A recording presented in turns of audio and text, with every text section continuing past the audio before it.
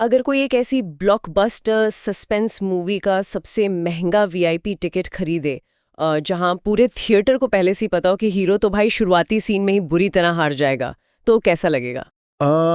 मतलब पैसे बर्बाद वाली फीलिंग आएगी, है ना? एग्जैक्टली पर पिछले लगभग 13 सालों से लगातार इस फ्रेंचाइज की स्क्रिप्ट बिल्कुल वैसी ही लिखी जा रही थी। मुंबई इंडियंस और उनका ओपनिंग मैच हारने का श्राप।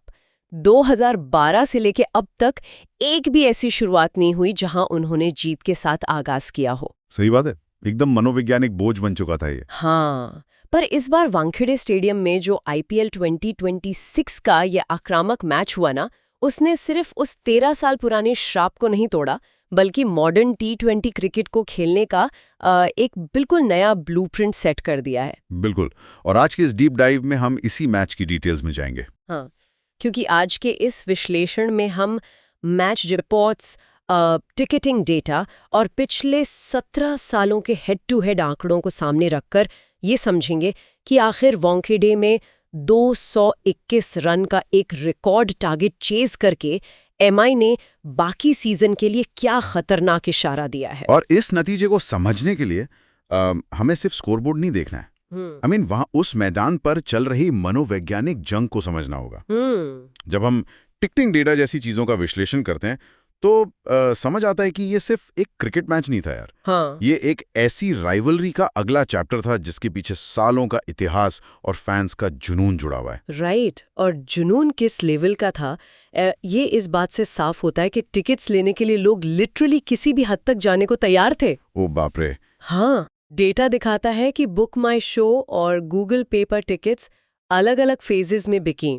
और सुनने वालों के लिए एक फन फैक्ट यह है कि गूगल पे यूपीआई यूजर्स के लिए एक स्पेशल 48 घंटे का अर्ली एक्सेस विंडो रखा गया था। क्या बात कर रहे हो, 48 घंटे? हाँ, और कीमतें तो देखिए। सुनील गावस्कर स्टैंड का बेसिक टिकट 900 रुपए से शुरू हो रहा था और कॉर्पोरेट बॉक्सेस के लिए लोग 65,000 नहीं 45,000 तक देने को तैयार थे। 45,000 एक आम लीग मैच के लिए? एग्जैक्टली। मेरा सवाल यहाँ ये है कि लोग एक आम लीग मैच के लिए 45,000 क्यों खर्च कर रहे थे, खास तौर पर तब जब एमआई का ओपनिंग मैच हारने का ट्रैक रिकॉर्ड पूरी दुनिया को पता है। क्योंकि लोग सिर्फ एक गेम नहीं खरीद रहे थे, वो एक इवेंट खरीद रहे थे। मतलब मुंबई इंडियंस और कोलकाता नाइट राइडर्स के बीच 8 आईपीएल ट्रॉफीज का वजन है। ओ हाँ, 8 ट्रॉफीज। अगर हम पिछले 17 सालों के हेड टू हेड आंकड़े देखें तो एमआई का केकेआर पर 24-11 का दबदबा रहा है, यानी लगभग 69% विन रेट। 69%? ये तो प्रैक्टिकली डोमिनेंस हुई ना। वही तो। क्रिकेट जैसे अनिश्चित खेल में एक टीम का दूसरी पर इतना बड़ा डोमिनेंस आम बात नहीं है। राइट। पर यहाँ ट्विस्ट ये था कि केकेआर ने 2024 के सीजन में वानखेड़े में ही 12 साल बाद एमआई को हराया था। राइट। और उसके बाद वो चैंपियन भी बने थे। है ना? बिल्कुल।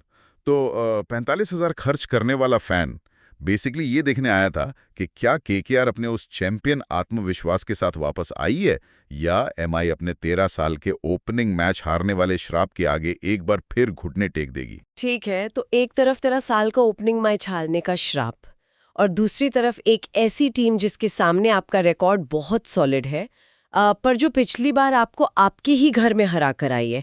ये एक टोटल प्रेशर कुकर वाली सिचुएशन थी। बहुत भयंकर प्रेशर। पर जब मैच शुरू हुआ तो लगा जैसे केकेआर ने डिसाइड कर लिया था कि वो इस प्रेशर को शुरुआत में ही बैट से फोड़ देंगे। 220 रन बोर्ड पर लगा देना वानखेड़े में भी कोई आसान काम तो नहीं है। यहाँ सबसे हैरानगेज बात यह है कि हमें मैच के दिन की ग्राउंड रियलिटी को समझना पड़ेगा। ग्राउंड रियलिटी मतलब पिच की कंडीशन? हाँ, पिच पर घास थी जिसे हम क्रिकेट की भाषा में ग्रीन टिंज्ड पिच कहते हैं। अब देखिए, वानखेड़े की रेड सॉइल पिच पर जब थोड़ी घास छोड़ी जाती है ना, तो शुरुआती ओवर्स में फास्ट बॉलर्स को एक्स्ट्रा बाउंस और स्विंग मिलती है। एमआई के नए कप्तान हार्दिक पांड्या ने टॉस जीतकर बिना किसी हिचकिचाहट के पहले बॉलिंग चुनी। ओके। उनका प्लान बहुत क्लियर था कि शुरुआती मॉइस्चर और घास का फायदा उठाओ। ओके। केकेआर के बैटर्स ने पिच देखी और उन्हें तुरंत समझ आ गया कि भाई उनके सामने एक बहुत बड़ा संकट है। एक सेकंड, पिच पर घास थी तो केकेआर के बैटर्स संकट में कैसे थे? उन्हें तो बस शुरुआती ओवर्स निकालने थे ना। वानखेड़े की पिच बाद में बैटिंग के लिए वैसे भी फ्लैट हो जाती, जहां तक मुझे पता है। नहीं, संकट पिच की वजह से नहीं था। संकट उनकी अपनी टीम के कॉम्बिनेशन की वजह से था। हमारे स्रोत बताते हैं कि केकेआर उस दिन अपने मुख्य फास्ट बॉलर्स के बिना मैदान में उतरी थी। ओ वेट, कौन कौन नहीं खेल रहा था? हर्षद राणा, हाँ। आकाशदीप और मथीशा पथिराना, ये तीनों नहीं थे। इंजरीज और उपलब्धता की वजह से उनका पेस अटैक बेहद अनुभवहीन था। ओह वाओ, मैं तो ये भूल ही गई थी। अब आप केकेआर के बैटर्स के पर्सपेक्टिव से जरा सोचिए इसको। उन्हें पता है कि बाद में ड्यू यानी ओस गिरेगी, वानखेड़े की आउटफील्ड बिल्कुल शीशे जैसी तेज हो जाएगी और उनके पास उस वक्त डिफेंड करने के लिए मुख्य फास्ट बॉलर्स हैं ही नहीं। बाप रे, ये तो नाइटमेयर सिनेरियो है। एग्जैक्टली इसलिए केकेआर के बैटर्स ने सोच लिया था कि 180 या 190 पर रुकना उनके लिए वैसे ही हारने जैसा है। उन्हें किसी भी हाल में एक ऐसी विशाल टोटल खड़ी करनी थी जो उनकी बॉलिंग की इस कमजोरी को प्रैक्टिकली छुपा सके। तो उनका वो जो आक्रामक खेल था, वो एक स्ट्रैटेजी से ज्यादा एक डेस्परेशन का नतीजा था। बिल्कुल, वो डेस्परेशन थी। ये एक बहुत ही इंटरेस्टिंग एंगल है। यानी वो कॉन्फिडेंस में आके नहीं मार रहे थे, बल्कि उन्हें पता था कि उनकी बॉलिंग लाइनअप आगे चलकर लीक करेगी, इसलिए उन्हें पहले से ही ओवर कॉम्पेंसेट करना पड़ रहा था। सही पकड़ा। और इस डेस्परेशन का असर सच में उनकी बैटिंग पर दिखा भी। हाँ, फिन एलन जो केकेआर के नए आक्रामक हथियार है, उन्होंने आते ही सिर्फ 17 गेंदों में 37 रन जड़ दिए, जिसमें 2 मैसिव छक्के थे। बिल्कुल क्लीन हिट्स थे वो। फिर अजिंक्य रहाणे ने अपनी एंकर रोल को एक नई ही गियर में डाला। 40 गेंदों में 67 रन बनाए, जो कि उनका 34वां आईपीएल अर्धशतक था। क्लासिक रहाणे पर थोड़े अग्रेसिव। और उसके बाद युवा अंकुरिश राघवंशी ने आकर सिर्फ 29 गेंदों में 51 रन बनाए। और रिंकू सिंह को तो हम जानते ही हैं। 21 गेंदों में 33 रन बनाकर उन्होंने इनिंग्स ऐसी जगह पर खत्म की जहां स्कोर 220/4 था। है ना?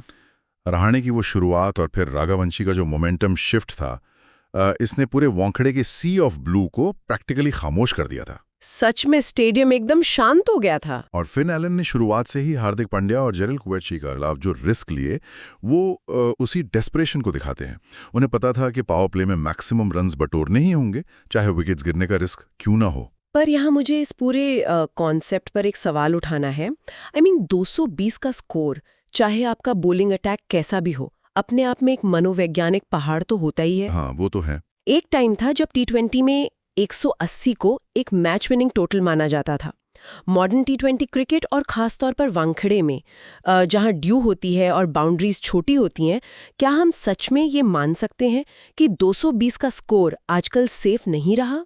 T20 क्रिकेट का एवोल्यूशन ही इतनी तेजी से हुआ है ना कि अब सेफ शब्द का डेफिनेशन ही कंप्लीटली बदल गया है। किसे पता था ऐसा दिन आएगा, है ना? इम्पैक्ट प्लेयर रूल आने के बाद तो टीम्स के पास ऐसी बैटिंग डेप्थ होती है कि नंबर 8 या 9 का खिलाड़ी भी एक प्रॉपर हिटर होता है। सही बात है, सब छक्के मार सकते हैं आजकल।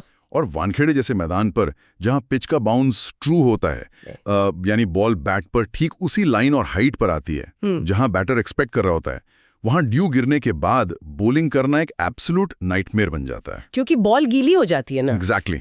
बॉल गीली होने की वजह से बॉलर्स की ग्रिप छूटने लगती है और स्पिनर्स के लिए तो बॉल को टर्न करवाना लगभग नामुमकिन हो जाता है। राइट। तो हाँ, केकेआर जानती थी कि वानखेड़े में 220 एक हाईली कंपेरेटिव स्कोर जरूर है, पर सामने जब एमआई जैसी टीम हो जिसमें रोहित शर्मा और हार्दिक पांड्या बैठे हों, तो वो डेफिनेटली किसी कंफर्ट जोन में नहीं थे। उन्हें पता था कि उनको विकेट्स निकालने ही होंगे, वरना रन रेट कभी उन्हें बचा नहीं पाएगा। चलिए मान लिया कि केकेआर डेस्परेशन में बैटिंग कर रही थी, पर केकेआर को 220 पर रोकना भी तो अपने आप में एक अचीवमेंट थी ना। बिल्कुल थी। अगर हम एमआई की बॉलिंग पर ध्यान दें तो जिस आक्रामक तरीके से केकेआर शुरुआत कर रही थी, एक वक्त पर तो लग रहा था कि स्कोर इजीली 240 या 250 के पार चला जाएगा। किसी को तो बीच में आके उस रन फ्लो का गला दबाना ही था। बिल्कुल। और वही सबसे बड़ा टैक्टिकल पॉइंट है एमआई के लिए इस मैच में। जसप्रीत बुमराह के आंकड़े देखिए जरा। हाँ, बुमराह का स्पेल तो लेजेंडरी था। उन्हें अपने 4 ओवर में एक भी विकेट नहीं मिला, पर उन्होंने दिए सिर्फ 35 रन। एक ऐसे मैच में जहां दोनों टीम्स 11 रन पर ओवर के आसपास खेल रही हों, वहां बुमराह का इकोनॉमी रेट 9 के नीचे होना अपने आप में एक चमत्कार है। सच में। वो प्रेशर कैसे बनाते हैं? बुमराह करते क्या हैं, वो इतनी सटीक यॉर्कर्स और ऐसी टाइट लाइन फेंकते हैं कि बैटर्स को तुरंत समझ आ जाता है कि इनके ओवर में रिस्क लेना एकदम बेवकूफ़ी है। हम्म। उन्होंने एक एंड से ऐसी दीवार खड़ी कर दी कि केकेआर के बैटर्स दूसरे एंड से रिस्क लेने पर मजबूर हो गए, और इस स्ट्रैटेजी का सबसे बड़ा फायदा उठाया मुंबई इंडियंस के डेब्यूटेंट शार्दुल ठाकुर ने। Oh wow. पता है, ये ठीक वैसा ही है जैसे जसप्रीत बुमराह किसी बैंक के वॉल्ट के उस भारी टाइटेनियम दरवाजे की तरह है जिसे कोई चोर तोड़ नहीं सकता। सही एनालॉजी। जब बैटर्स उस दरवाजे को हिला नहीं पाते तो वो फ्रस्ट्रेशन में आकर दूसरे छोटे रास्ते ढूंढते हैं, और शार्दुल ठाकुर उस छुपे हुए लेजर ट्रिप वायर की तरह निकले जिसे चोर देख नहीं पाए, और जैसे ही उन्होंने उसे क्रॉस करने की कोशिश की, अलार्म बज गया और केकेआर की बड़ी चोरी वहीं पकड़ी गई। क्या बात है, एग्जैक्टली यही हुआ था वहां पर। बुमराह ने वॉल्ट लॉक किया और शार्दुल ने उस प्रेशर का पूरा हिसाब चुकता किया। शार्दुल ने 39 रन देकर 3 सबसे महत्वपूर्ण विकेट्स निकाले। कौन कौन से थे वो? फिन एलन, कैमरन ग्रीन और अजिंक्य रहाणे। अब यहाँ समझने वाली बात यह है कि शार्दुल ने आउट कैसे किया। कैसे किया? उनकी स्पीड तो उतनी तेज नहीं है ना। वही तो, शार्दुल की सबसे बड़ी ताकत उनकी स्पीड नहीं है, बल्कि उनकी वेरिएशन और क्रॉस सीम बॉलिंग है। वानखेड़े जैसी पिच पर जहां बॉल बैट पर तेजी से आती है, शार्दुल ने अपने स्लोअर बाउंसर्स और ऑफ कटर्स का बहुत स्मार्ट इस्तेमाल किया। ओह आई सी। तो बैटर्स उनकी पीस को जज नहीं कर पाए। हाँ, केकेआर के बैटर्स जो बुमराह के ओवर में प्रेशर महसूस कर रहे थे, उन्होंने सोचा कि भाई शार्दुल के ओवर में रन्स निकालकर प्रेशर रिलीज करेंगे, पर बॉल पिच पर पड़कर थोड़ी धीमी आई और इसी टाइमिंग के मिस कैलकुलेशन में उन्होंने अपने विकेट्स दे दिए। हार्दिक पांड्या की कैप्टनसी यहाँ स्टैंड आउट थी, मुझे लगता है। बिल्कुल स्टैंड आउट थी। उन्होंने बुमराह को डेथ ओवर्स के लिए बचा कर रखा, पर बीच में शार्दुल को ठीक उस वक्त इंट्रोड्यूस किया जब मैच केकेआर की तरफ शिफ्ट हो रहा था। और पता है, वो पोस्ट मैच इंटरव्यू जहां शार्दुल ने कहा था कि वो एमआई फ्रेंचाइज में वापस आकर इतने खुश हैं कि यहीं से रिटायर होना चाहते हैं, वो कॉन्फिडेंस एक्चुअली उनकी बॉलिंग में दिख रहा था। वो एक इमोशनल मोमेंट था उनके लिए। हाँ, तो वॉल्ट और ट्रिपवायर ने मिलकर केकेआर की गाड़ी को 220 पर तो रोक दिया, पर अब शुरू होता है इस डीप डाइव का सबसे हैरतअंगेज हिस्सा। एमआई को 13 साल का वो ओपनिंग मैच हारने का मनोवैज्ञानिक पहाड़ तोड़ना था, और सामने टारगेट था 221 रन्स का, जो कि बिल्कुल भी मजाक नहीं है। मैं बता रही हूँ, आमतौर पर ऐसी प्रेशर वाली सिचुएशन में पावर प्ले में 1-2 अर्ली विकेट्स गिरते हैं और टीम कंप्लीटली डिफेंसिव हो जाती है। पर वानखेड़े ने उस रात रोहित शर्मा और नए wicket keeper batter Ryan Rickelton का ऐसा तूफान देखा जो प्रैक्टिकली आंकड़ों और लॉजिक दोनों के परे था। उन दोनों की बैटिंग लिटरली किसी तूफान जैसी थी यार। 11.5 ओवर्स में 148 रन्स की partnership. Oh my God, 148 runs! आप इस स्ट्राइक रेट का अंदाजा लगाइए, लगभग 12.5 रन्स पर ओवर, और वो भी बिना किसी रुकावट के। ये सिर्फ अग्रेसिव क्रिकेट नहीं था, ये सामने वाली टीम को मेंटली पैरालाइज करने का एक तरीका था। सही बात है, बॉलर्स के दिमाग से खेल रहे थे वो। जब ओपनर्स शुरुआत के 10 ओवर्स में ऐसी हिटिंग करते हैं ना, तो सामने वाली टीम का कप्तान फील्डिंग सेट करने की जगह प्रैक्टिकली सिर्फ बॉल ढूंढने में लगा रहता है। और रोहित शर्मा की तो बात ही अलग है। उन्होंने तो मानो पिच पर ही आग लगा दी हो। 50वां आईपीएल 50+ स्कोर, और ध्यान देने वाली बात यह है कि ये उनके पूरे आईपीएल करियर का सबसे तेज अर्धशतक था, सिर्फ तेज गेंदों में। तेज गेंदों में रोहित जब इस फॉर्म में होते हैं तो कोई बचा नहीं सकता। उन्होंने 2015 में जो ईडन गार्डन्स में 25 गेंदों में 50 बनाई थी ना जी। उस रिकॉर्ड को आज इतने सालों बाद तोड़ दिया, और उन्होंने 38 गेंदों में 78 रन की पारी खेली, जिसमें 6 चौके और 6 बिल्कुल क्लीन छक्के थे। Pure class. और उनके साथ रायन रिकल्टन, जो क्विंटन डिकॉक जैसे बड़े खिलाड़ी की जगह इस सीजन आए हैं, उन्होंने 43 गेंदों में 81 रन बनाए। दोनों एंड से स्ट्राइक रोटेट नहीं कर रहे थे, दोनों प्रैक्टिकली डायरेक्टली स्टैंड में बॉल फेंक रहे थे। और अगर हम इसको बड़ी तस्वीर से जोड़कर देखें तो यहाँ केकेआर की फास्ट बॉलिंग की कमी पूरी तरह एक्सपोज हो गई थी। हाँ, जो हमने पहले डिस्कस किया था। और यहाँ पर बैकग्राउंड में चल रही एक बेहद महत्वपूर्ण कहानी का जिक्र आना बहुत जरूरी है। मैच के बाद जब अजिंक्य रहाणे से पूछा गया कि पिच पर घास होने के बावजूद उन्होंने कैमरन ग्रीन से बॉलिंग क्यों नहीं करवाई, तो उन्होंने बड़ी स्पष्टता से कहा, आस्क क्रिकेट ऑस्ट्रेलिया। वेट, क्या? Cricket Australia?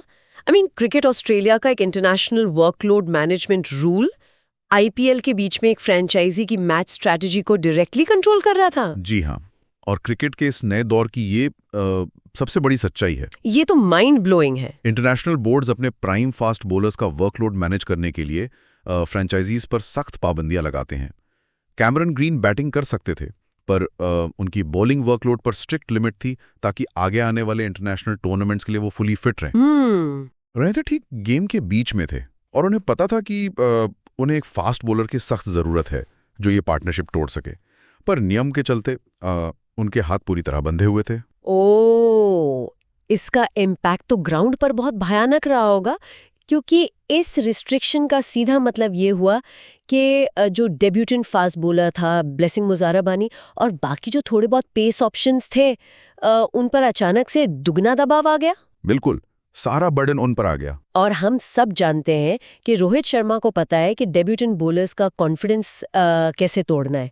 वो एक बॉल पर रोहित का वो नो लुक 6 था ना। ओहो, वो शॉट तो भुला ही नहीं भूलता। सच में वो सिर्फ एक शॉट नहीं था, वो उस डेब्यूटेंट बॉलर के करियर का प्रैक्टिकली एक ट्रॉमेटिक मोमेंट जैसा था। वही तो वो डिफाइनिंग मोमेंट था इस चेस का। T20 में टेक्निक से ज्यादा यार बॉडी लैंग्वेज मैटर करती है। जब रोहित शर्मा एक नो लुक 6 मारते हैं तो वो प्रैक्टिकली आगे वाले बॉलर को ये बता रहे हैं कि भाई तुम्हारी लाइन, तुम्हारी लेंथ और तुम्हारी स्पीड तीनों मेरे कंट्रोल में। सही बात है, एकदम डोमिनेंस। उस एक शॉट के बाद चाहे मुजारेबानी हो या कोई और नया पेसर, प्रैक्टिकली सबकी लाइन बिगड़ गई और पेसर्स किस तरह फेल होने पर हाणे को आखिरकार जल्दी ही अपने स्पिनर्स यानी सुनील नारायण और वरुण चक्रवर्ती के पास जाना पड़ा। पर नारायण और वरुण तो T20 के सबसे बेहतरीन मिस्ट्री स्पिनर्स माने जाते हैं ना। उन्होंने तो पहले भी केकेआर को ऐसी बहुत सी सिचुएशंस में बचाया है। जरूर बचाया है और वो वर्ल्ड क्लास हैं, पर आमतौर पर स्पिनर्स गेम में तब आते हैं जब स्कोर रेट कंट्रोल में हो या नई पार्टनरशिप बन रही हो। राइट। या नारायण और चक्रवर्ती जब अटैक में आए तब तक स्कोर कार्ड पर ऑलरेडी ओवर 10 रन्स पर ओवर दिख रहा था। पिच पर ओस आना शुरू हो चुकी थी और बॉल थोड़ी गीली हो गई थी। और वो ग्रिप वाला इशू जो आपने बताया था। एग्जैक्टली। ऐसे में स्पिनर्स को बॉल को ग्रिप करने में बेहद मुश्किल हो रही थी। रोहित और रिकल्टन सेट थे, उन्हें पिच के पेस का पूरा अंदाजा था और उन्होंने स्पिनर्स को सेट होने का या लाइन पकड़ने का प्रैक्टिकली कोई मौका ही नहीं दिया। यानी मैच किसी टेक्निकल स्ट्रैटेजी से ज्यादा उस साइकोलॉजिकल वॉरफेयर की वजह से जीता गया। हाँ। जो रोहित ने पहले 6 ओवर्स में सेट कर दिया था। एकदम सही कहा आपने। और इस फाउंडेशन का फायदा उनके बाद आने वाले बैटर्स को मिला, जैसे तिलक वर्मा जिन्होंने आते ही 14 गेंदों में 20 बनाए और कप्तान हार्दिक पांड्या जिन्होंने 18 रन बनाकर ठीक 5 गेंदें बचते ही इस मैच को आखिरकार खत्म कर दिया। 13 साल का ओपनिंग गेम हारने का श्राप एक रिकॉर्ड 221 रन के रन चेस के साथ खत्म हुआ। और इसी के साथ सीजन का पूरा मोमेंटम और पॉइंट्स टेबल का जो स्ट्रक्चर है ना, वो प्रैक्टिकली हिल चुका है। हाँ, एनआरआर पे तो बड़ा असर पड़ा होगा। इस विशाल जीत का डायरेक्ट असर टीम के नेट रन रेट पर पड़ा है। अगर हम अब पॉइंट्स टेबल की बड़ी तस्वीर देखें तो आरसीबी प्लस 2.907 एनआरआर के साथ टॉप पर बनी हुई है। ओके, आरसीबी टॉप पर है। लेकिन इस कमाल की रन चेस के बाद मुंबई इंडियंस प्लस 0.687 के एनआरआर के साथ सीधा दूसरे नंबर पर छलांग लगा चुकी है। वाओ, सीधा दूसरे नंबर पर। हाँ, और केकेआर अब तीसरे स्थान पर खिसक गई है और एसआरएच चौथे स्थान पर है।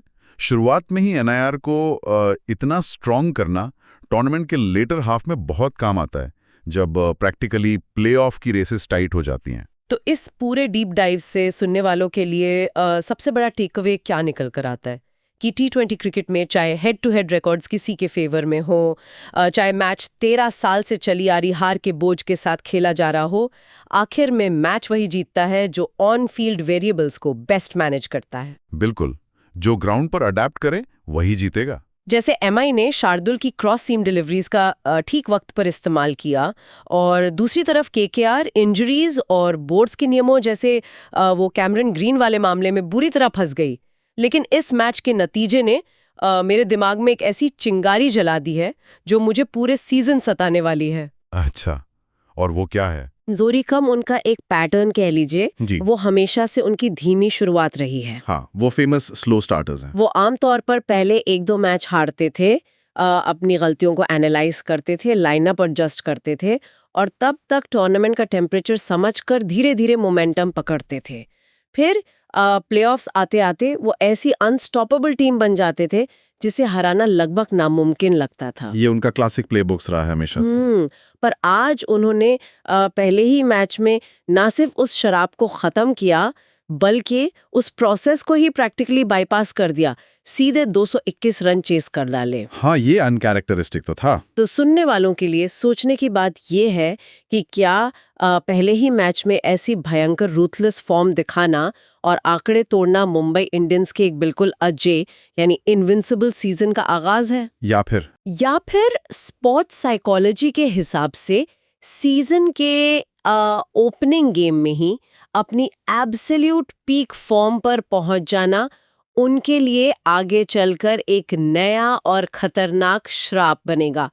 जब टूर्नामेंट इतना लंबा हो तो क्या जल्दी पीक करना सच में फायदेमंद होता है? इसी सवाल के साथ हम इस डीप डाइव को यहीं रोकते हैं। इस पे सोचिए जरूर।